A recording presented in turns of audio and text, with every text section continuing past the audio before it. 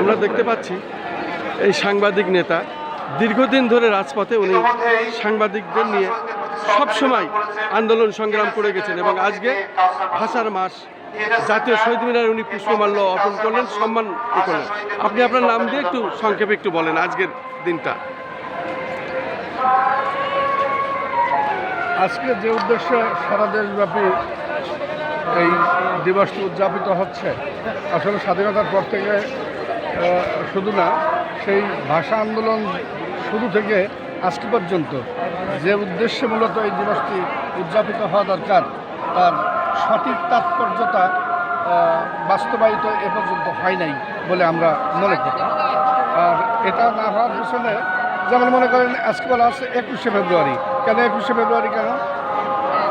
আমরা বাংলা ভাষার জন্য যারা প্রাণ দিল, যারা জীবন দিল, যারা এই যে এত আত্মত্যাগ আর এই যে এত আন্দোলন সংগ্রাম, তার যে হিসাবে আমরা এই পেলাম যে 21শে ফেব্রুয়ারি, এইটা সরকার পরিচালনায় যিনি থাক না কেন, যখনই থাক না কেন, যেই থাক না কেন, এগুলো তাদের ব্যর্থতা।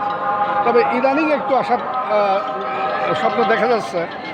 বর্তমান প্রধানমন্ত্রী জনাব তারেক রহমান তার গতিবিধি, ভাবভঙ্গি, স্টাইল যা দেখছে, তাতে মোটামুটি ব্যতিক্রমধর্মী কিছু আশা করা যেতে পারে।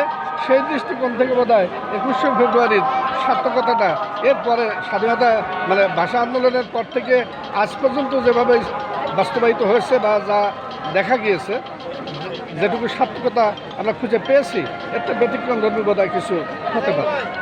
আপনার সংগঠনের নাম আর আপনার নামটা একটু বলেন। আমার সংগঠন জাতীয় সাংবাদিক সংস্থা, যার বয়স 45 বছর। সারা দেশব্যাপী এই জাতীয় সাংবাদিক সংস্থা সারা দেশব্যাপী এর সংগঠন আছে এবং এর কার্যক্রম 45 বছর চলমান এই বাংলাদেশে।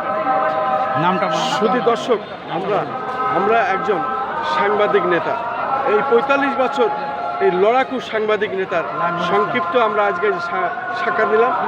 লায়ন নুরুল ইসলাম আজ থেকে নয়, উনি 45টি বছর এই সাংবাদিকদের নিয়ে লড়াই করে যাচ্ছেন।